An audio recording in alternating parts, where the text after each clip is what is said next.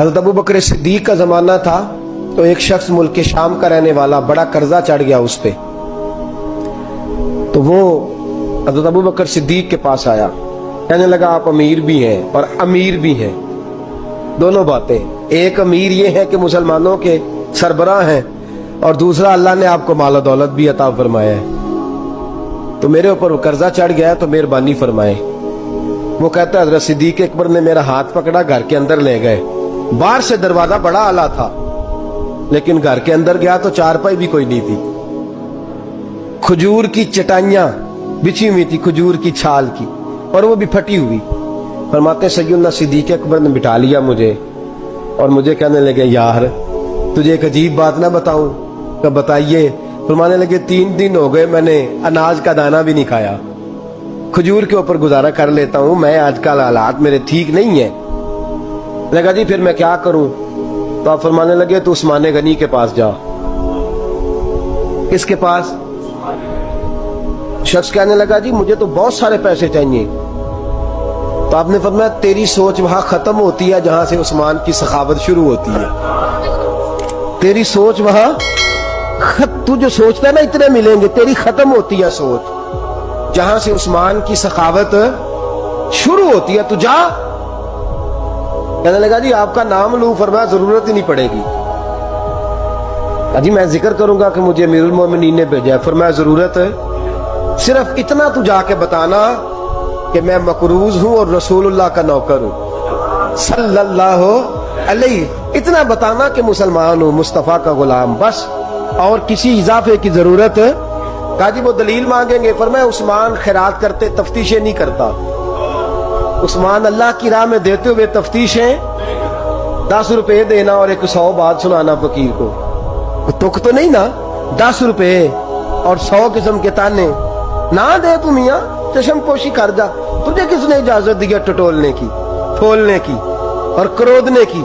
ये हाल अगर तेरे साथ किया जाए, रब अगर तुझे टटोल के दे तो तेरा क्या बने? रब करीम अगर तुझे टटोल के दे के पहले बता नमाजें कितनी पड़ी हैं, सवेरे उठता है कि नहीं, तो तेरा क्या हाल होगा? तू टटोलता फिरता है 10 रुपए देने के लिए। हजरत उस्मान गनी की आदत नहीं। वो शख्स कहता है मैं चला गया, पूछता पुछाता दरवाजे पे पहुंचा, दरवाजे पे दस्तक दी तो हजरत उस्मान गनी के अंदर से बोलने की आवाज है, अपने बच्चों को डांट रहे हैं। कहते हैं ओ यार तुम लोग शहद के अंदर, दूध के अंदर शहद मिला के पीते हो, खर्चा थोड़ा कम करो, इतना खर्चा तुमने बढ़ा दिया है। तुम दूध के अंदर दूध भी मीठा, शहद भी मीठा, एक चीज खा लो, को बीमार हो, 2-2 चीजें इस्तेमाल करते हो।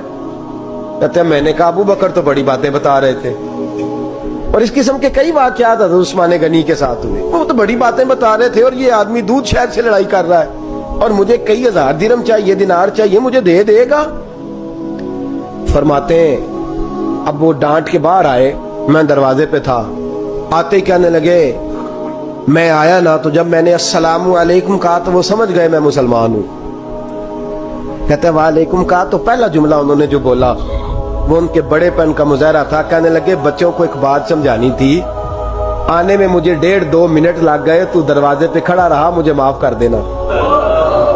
बड़े लोगों की बड़ी बातें, बड़े लोगों की बड़ी बातें, इतना बड़ा कद है उतना बड़ा इखलाक है। कहने लगे तुझे एक बात बच्चों से करने लग गया था, तुझे इंतजार करना पड़ा, जरा दरगुजर करना। कहते हैं फिर उन्होंने दरवाजा खोला, जो उस वक्त उनका माहौल था हवेली का, ड्राइंग रूम का, जो भी, मुझे बिठाया। कहते हैं मेरे लिए जो पहली चीज आई वो दूध के अंदर शहद डाल के वो लाए। कहते हैं मेरे दिल में ख्याल आया घर में झगड़ा कर रहे थे, मुझे पिलाया, उसके बाद खजूरों का हलवा आ गया। कहते हैं मैंने कहा बच्चों को कह रहे थे एक मीठी चीज इस्तेमाल करो, मेरे लिए 3-3 आ गई है, 3-3 आ गई, अजीब शख्स है। कहते हैं मैं, लेकिन अभी मेरा तसव्वुर जमा नहीं। मैंने कहा इतना तगड़ा नहीं जितना हज़रत अबू बकर ने बताया है। कहते हैं खिला पिला के ना फिर पूछने लगे कैसे आए हो, कैसे आए हो? तो कहते हैं मैंने कहा कि जनाब मैं मजबूर हूं। आज बहुत सारे लोग हैं ना जिनके पास किसी की बात सुनने का टाइम ही नहीं, कहते मोटी मोटी बात करें, आखिरी आखिरी।